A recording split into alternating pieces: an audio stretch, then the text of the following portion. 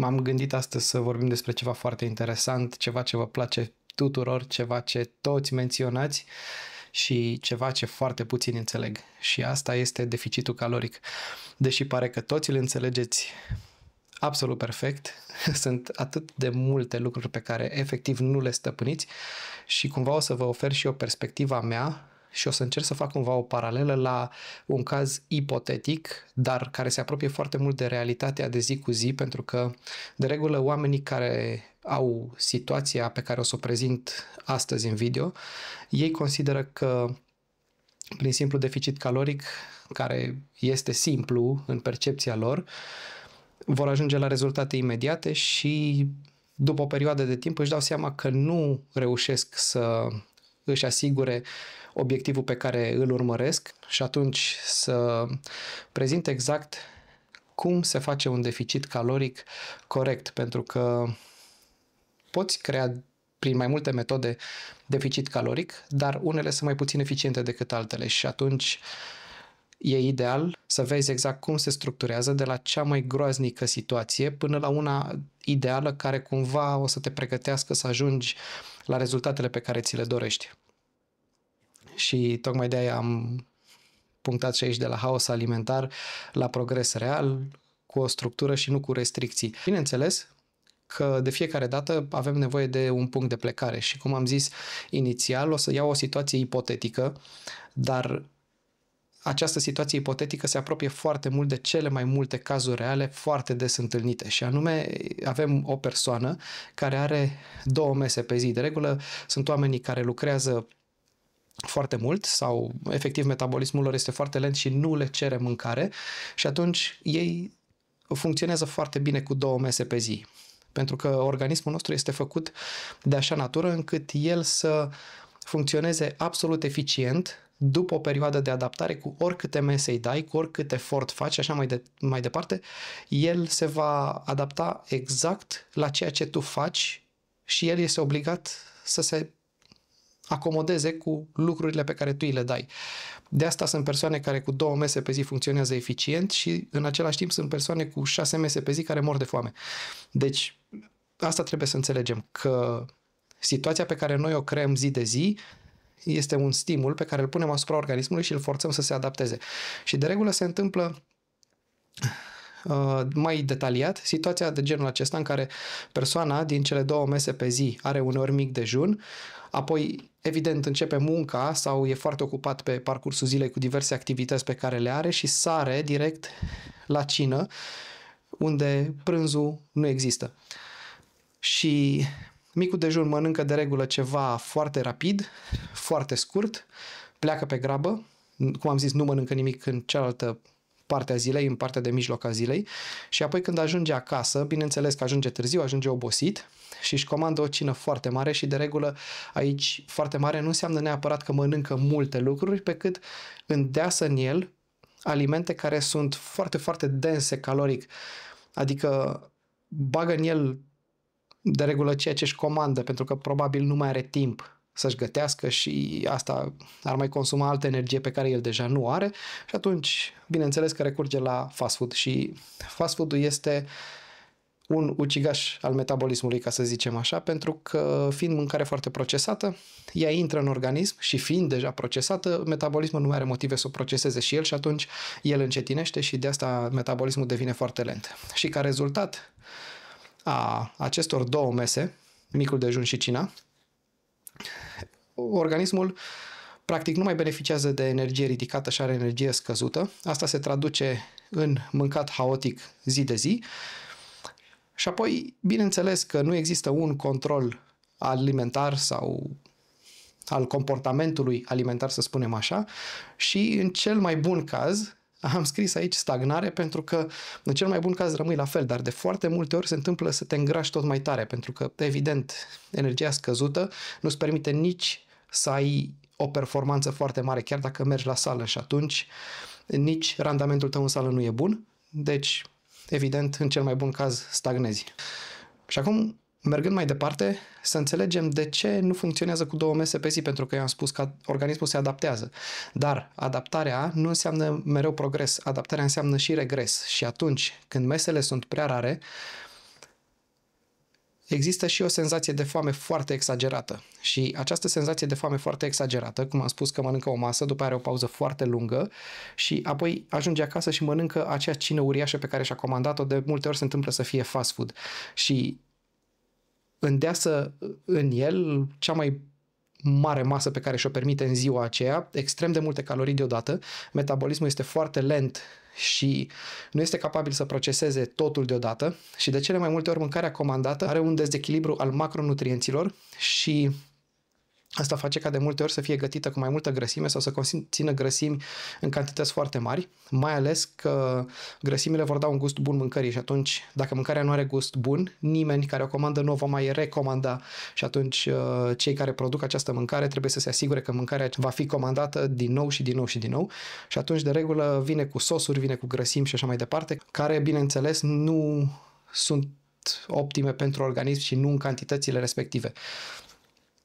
Și apoi, bineînțeles, există și acest aport dezechilibrat al alimentelor, pentru că, așa cum am menționat anterior, totul se mănâncă foarte mult seara, digestia devine grea și implicit afectează și somnul. Un somn slab calitativ, bineînțeles, va duce la o recuperare foarte proastă și oboseala încetinește și ea metabolismul și așa mai departe.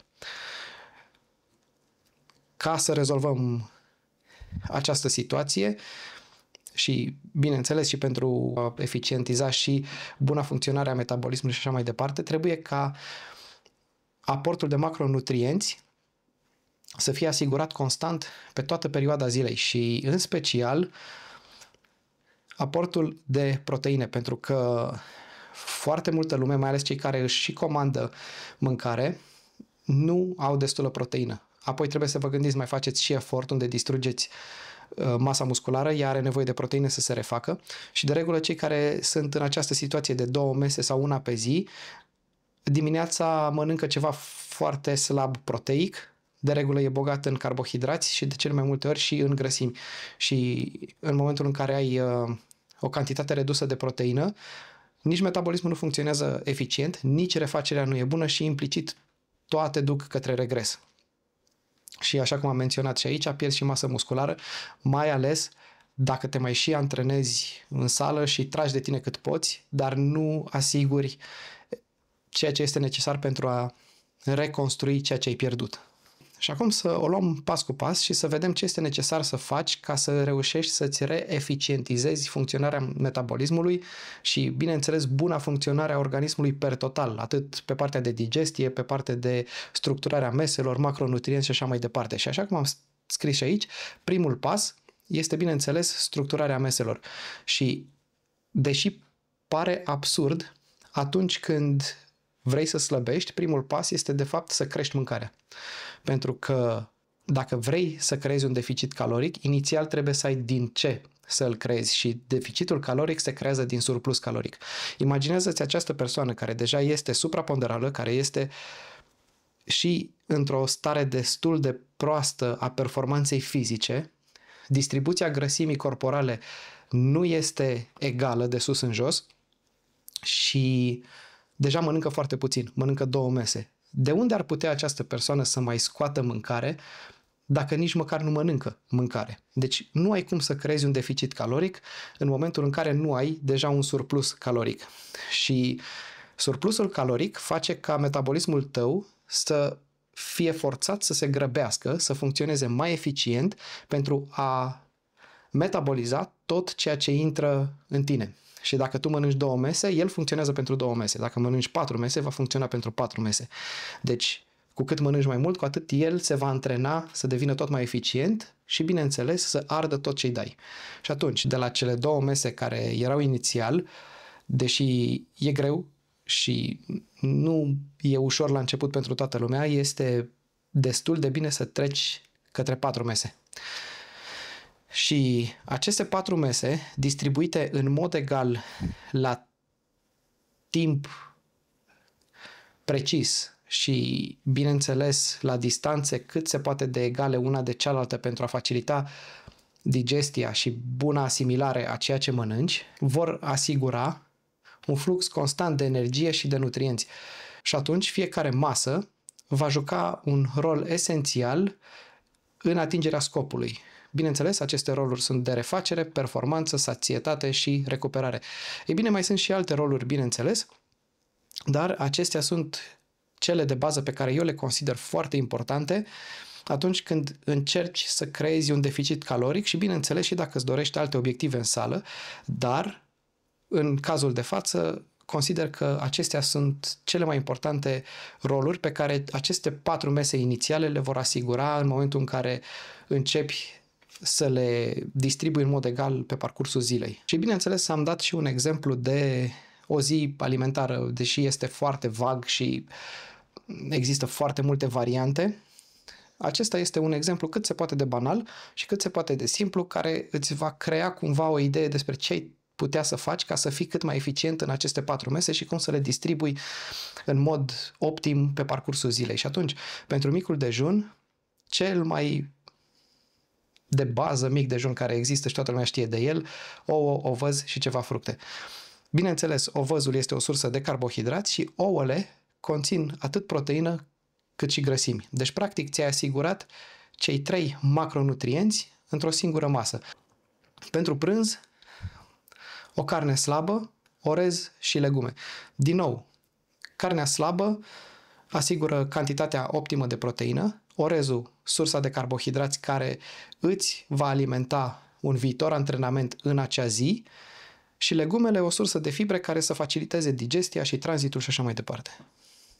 Bineînțeles, aici nu am inclus o sursă de grăsimi la masa aceasta pentru că prefer ca sursa de carbohidrați să fie digerată mai rapid și să nu fie încetinită digestia de acea sursă de grăsimi, pentru că, așa cum am spus acum câteva momente, urmează un antrenament în acea zi și atunci această masă va asigura combustibilul necesar pentru performanță optimă la acel antrenament. Și, bineînțeles, așa cum am discutat acum, fiind un antrenament, va trebui să existe și o masă post-antrenament, adică după antrenament, care este destul de bine să așteptați cel puțin jumătate de oră, 40 de minute.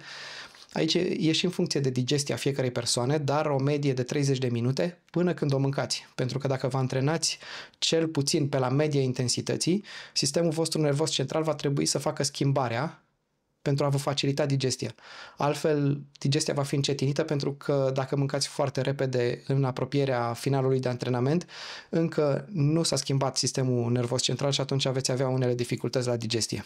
Și aici, bineînțeles, o masă formată din proteină, de regulă aici poate fi un shake proteic și carbohidrați rapizi care să ajungă imediat în mușchi pentru a reface glicogenul și așa mai departe.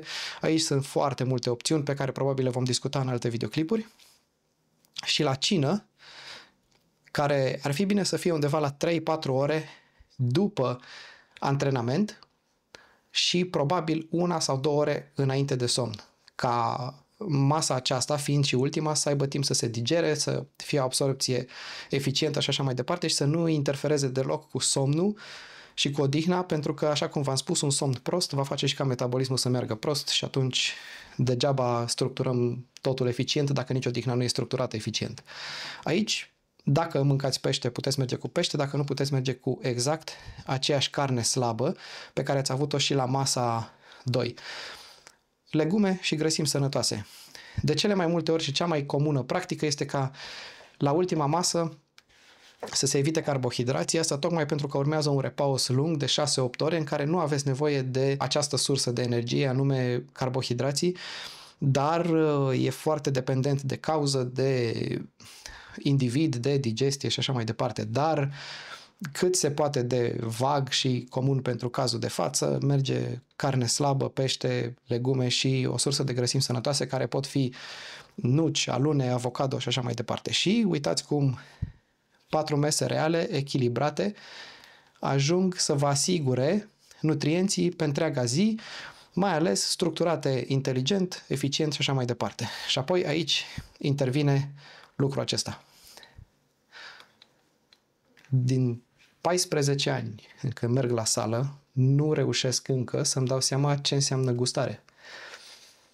Dacă reușiți voi să-mi spuneți ce înseamnă gustare, scrieți-mi în comentarii ca să-mi dau și eu seama. Este cea mai mare banalitate care există în acest domeniu. probabil urmat de tonifiere. Ok? Bine. Mergem mai departe. Și așa cum v-am spus, de la cele 2 mese trecem la 4, care sunt, de fapt, surplus caloric, pentru că atunci când vrei să creezi un deficit caloric, ai nevoie inițial de un surplus caloric. Și apoi vom discuta aici despre deficitul caloric. Este bine că atunci când creați un deficit caloric, să-l creați cu o diferență de 10, maxim 15% din totalul pe care deja îl aveți și lăsați organismul să se adapteze la noul total. Pentru că foarte mulți scot toți carbo deodată, toate grăsimile deodată și rămân cu o carne și o salată și au încheiat povestea în 2 săptămâni. Asta este una dintre cele mai mari probleme. Deficitul caloric se creează treptat. Așa cum v-am spus inițial, mai exact la începutul acestui videoclip, organismul se adaptează la tot ce-i dați. Atât la cele 2 mese, la cele 4 mese și așa mai departe. Deficitul caloric îl creați încet, pas cu pas, după care lăsați organismul să se adapteze la noul total de macronutrienți pe care îl aveți. Anume, dacă există un total de 2000 de calorii și ați scos 10% din acest total, veți rămâne cu 1800. Deja ați creat deficitul. Rămâneți la 1800 de calorii până când greutatea voastră nu mai scade pe cântar. După care, din aceste 1800, mai creați un deficit de 10%.